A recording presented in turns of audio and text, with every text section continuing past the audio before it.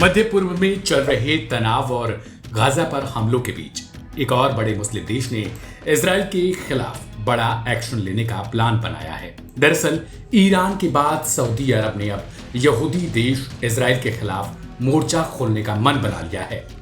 इससे इजराइल की मुश्किलें काफी हद तक बढ़ सकती हैं, क्योंकि सऊदी जैसा देश इजराइल के लिए अहम है और फिलहाल एक तरीके से सऊदी इजराइल के साथ था।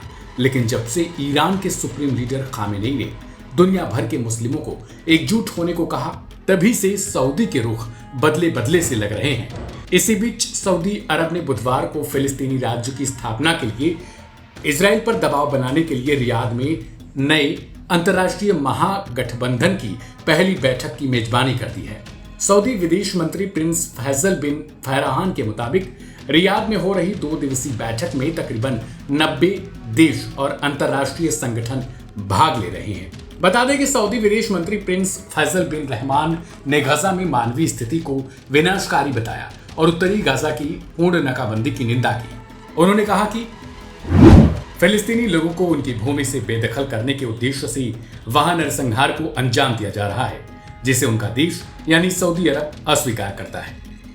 रियाद की बैठक में शामिल होने आए राजनयिकों ने भी कहा कि इस बैठक में फिलिस्तीनी शरणार्थियों के लिए संयुक्त राष्ट्र एजेंसी की मानवीय पहुंच और 2 राज्य समाधान को आगे बढ़ाने के उपायों पर ध्यान केंद्रित करने की उम्मीद है। यही नहीं, इस बैठक में अमेरिकी प्रतिनिधि भी शामिल होने के लिए पहुंचे हैं। बता दें कि पिछले 1 साल में जब से इजराइल ने गजा पर हमले शुरू किए हैं, तभी से गजा युद्ध ने 2 राज्य समाधान की चर्चा को फिर से जिंदा कर दिया है। इसके तहत इजराइल और फिलिस्तीन दोनों राज्य एक साथ शांति से रहेंगे।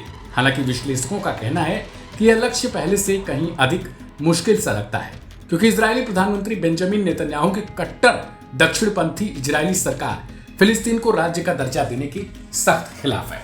ऐसे में दुनिया के सबसे बड़े तेल निर्यातक और इस्लाम के 2 सबसे पवित्र स्थलों के संरक्षक सऊदी अरब ने पिछले साल फिलिस्तीनी उग्रवादियों हमास और इजराइल के बीच गजा युद्ध छिड़ने के बाद इजराइल को मान्यता देने पर अमेरिका की मध्यस्थता वाली वार्ता को रोक दिया था।